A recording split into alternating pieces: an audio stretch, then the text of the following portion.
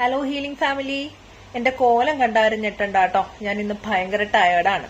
അതുകൊണ്ടാണ് ഒത്തിരി പണിയുണ്ടായിരുന്നു രാവിലെ തൊട്ട്. ഇന്ന് ട്യൂസ്ഡേ അല്ലേ, അമ്പലത്തിലൊക്കെ പോണായിരുന്നു, വൈകുന്നേരം പോണായിരുന്നു, കാര്യങ്ങളൊക്കെ ഉണ്ട്. അതുകൊണ്ടാണ് ഇത് നോ കോണ്ടാക്ട് ആൾക്കാർക്കുള്ള റീഡിംഗ് ആണ് കേട്ടോ. നോ കോണ്ടാക്ട് എന്ന് വെച്ചാൽ എന്താ, നിങ്ങളുടെ പ്രണയിനി അല്ലെങ്കിൽ നിങ്ങളുടെ ലവറായിട്ട് കോണ്ടാക്റ്റിലല്ല. അല്ലാത്ത പക്ഷം എന്തെങ്കിലും വഴക്കിട്ടിരിക്കുക, മിണ്ടാണ്ടിരിക്കുക, ഇല്ലെങ്കിൽ അങ്ങനെ എന്തെങ്കിലും തേർഡ് പാർട്ടി സിറ്റുവേഷൻസ് എന്തും ആവാം. അപ്പൊ അങ്ങനെയുള്ളവർ റീഡിംഗ് ആണ്. ബാക്കിയുള്ളവർ ഫ്ലിപ്പ് ചെയ്യാം, വീഡിയോ കാണണ്ട. ഓക്കെ, അപ്പൊ എന്റെ നോ കോണ്ടാക്ട് സിറ്റുവേഷനിൽ ഇരിക്കുന്ന ലവേഴ്സ് ആയിട്ടുള്ള എന്റെ വ്യൂവേഴ്സിന് യൂണിവേഴ്സ് എന്താണ് പറയുന്നതെന്ന് നമുക്ക് നോക്കാം. ഇപ്പൊ എന്താണ് നിങ്ങളുടെ പേഴ്സന്റെ സിറ്റുവേഷൻ? എന്താണ് എന്റെ വ്യൂവറിന്റെ പേഴ്സന്റെ സിറ്റുവേഷൻ ഇപ്പോഴത്തെ? ഓക്കെ, അവരിപ്പോ നിങ്ങളായിട്ടുള്ള മെമ്മറീസ് ചെറിഷ് ചെയ്യാണ്. അവര് ഒരുപാട് നിങ്ങളായിട്ടുള്ള നല്ല മൊമെന്റ്സ്, ചിലപ്പോ നിങ്ങൾ ഒരുപാട് ഹാപ്പിനെസ് അവർക്ക് കൊടുത്തിട്ടുണ്ടാവും. അതുകൊണ്ടാണല്ലോ അവർക്ക് ഇങ്ങനെ ഒരു എന്താ പറയാ നിങ്ങളായിട്ടുള്ള സിറ്റുവേഷൻസ് ഓർമ്മ വരുന്നത്. അപ്പൊ അതനുസരിച്ച് അവര് കാര്യങ്ങൾ ചിന്തിക്കുന്നുണ്ട്, അവരുടെ ബോധത്തിലേക്ക് കാര്യങ്ങൾ വരുന്നുണ്ട്. വേറെന്താണ്, അവർക്ക് തിരിച്ചു വരണമെന്നുണ്ട് നിങ്ങളുടെ അടുത്തോട്ട്. റിട്രോഗ്രേഡിന്റെ ടൈം അല്ലേ, വരാണ്ടിരിക്കുവോ? അവർക്ക് തിരിച്ചു വരണമെന്നുണ്ട്.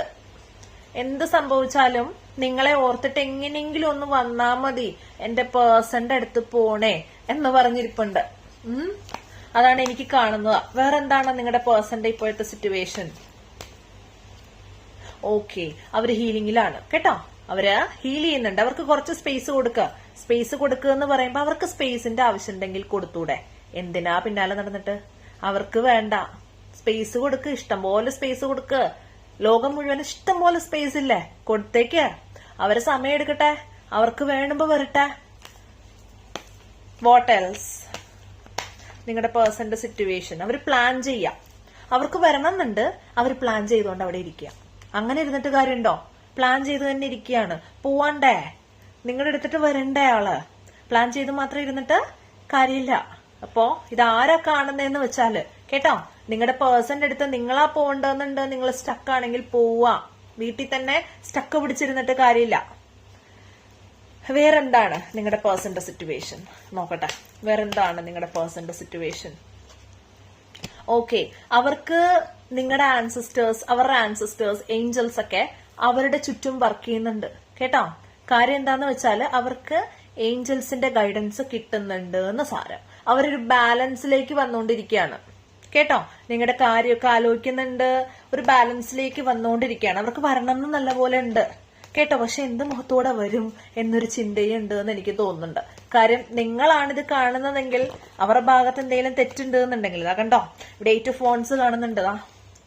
കണ്ടോ, അവർക്ക് എങ്ങനെയെങ്കിലും എത്രയും പെട്ടെന്ന് നിങ്ങളുടെ അടുത്തേക്ക് വരണം എന്നാണ്. ഭയങ്കര ഹേർട്ടാണ് കേട്ടോ.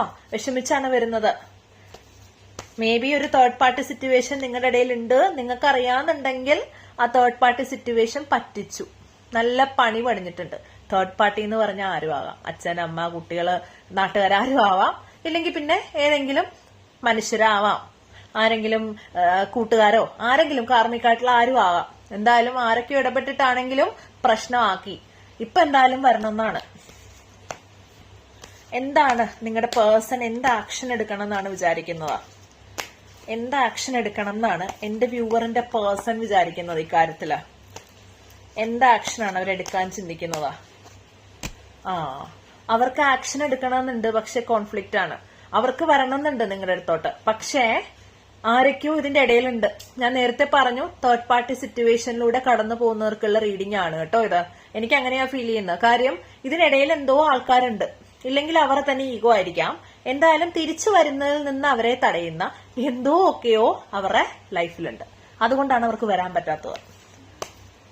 എന്ത് ആക്ഷൻ എടുക്കണം എന്നാണ് എന്റെ വ്യൂവറിന്റെ പേഴ്സൺ ഇപ്പൊ ചിന്തിക്കുന്നത്? അവർക്ക് 2 ചോയ്സാണ്. അതാണ് അവരിപ്പോഴത്തെ അവസ്ഥയിലായത്. അവരുടെ ചോയ്സ് എന്ന് വെച്ചാല് ഒന്ന് നിങ്ങളും, 2 മറ്റെന്തോ ചോയ്സ് ആണ് കേട്ടോ. ഒരു മിനിറ്റ്. അവർക്ക് മറ്റെന്തോ ചോയ്സ് ഉണ്ട് അവരുടെ ലൈഫില്. അതാണ് വേറൊരു കാര്യം.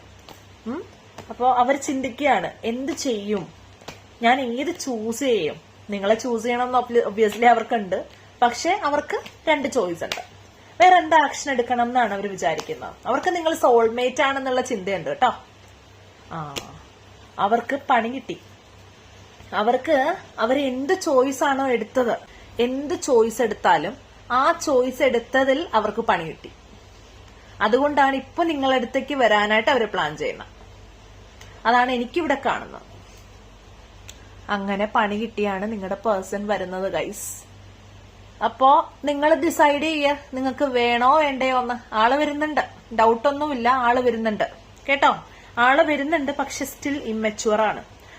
ബോധമുണ്ട്, പക്ഷെ ബുദ്ധി കുറവാ. ബുദ്ധി മീൻസ് ഇൻ ദ സെൻസ് കമ്മിറ്റ്മെന്റിലുള്ള ബുദ്ധിയാണ് ഞാൻ ഉദ്ദേശിക്കുന്നത്. ചിലപ്പോൾ ആള് നല്ല കരിയറുള്ള ആളായിരിക്കാം, ഇല്ലെങ്കിൽ നല്ലപോലെ ഫിനാൻഷ്യലി സ്റ്റേബിൾ ആയിരിക്കാം.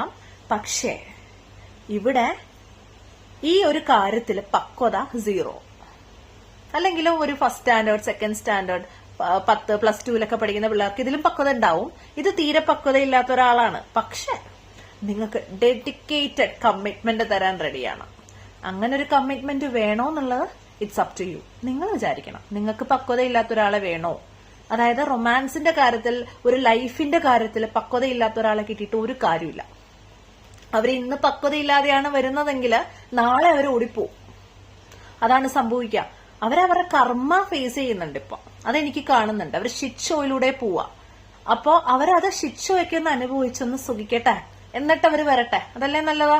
അപ്പൊ അവരെന്താണോ ഫേസ് ചെയ്യുന്നത്, അവർക്ക് കോൺഫ്ലിക്റ്റഡ് ആണ്, അവർക്ക് എന്തോ ഫേസ് ചെയ്യുന്നുണ്ട്. ആ ഫേസ് ചെയ്യുന്ന കാര്യങ്ങൾ അനുഭവിച്ചിട്ട് സാവകാശം വരട്ടെ. അപ്പൊ നിങ്ങൾ സ്വീകരിക്കാം കേട്ടോ. ഇപ്പൊ എന്തായാലും ആള് വരുന്നുണ്ട്.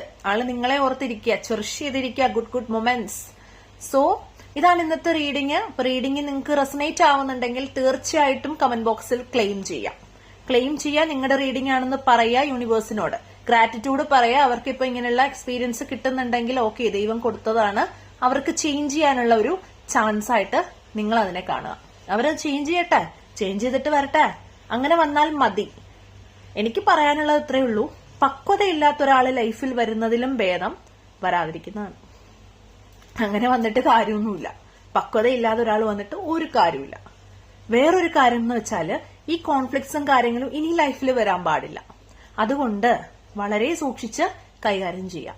Thank you so much video കണ്ടതിന്. വീഡിയോ ഇഷ്ടപ്പെട്ടെങ്കിൽ ലൈക്ക് ചെയ്യുക, ഷെയർ ചെയ്യുക, സബ്സ്ക്രൈബ് ചെയ്യുക, സപ്പോർട്ട് ചെയ്യുക. ഓൾ ദി ബെസ്റ്റ് നിങ്ങൾക്ക് എല്ലാവർക്കും. ബൈ.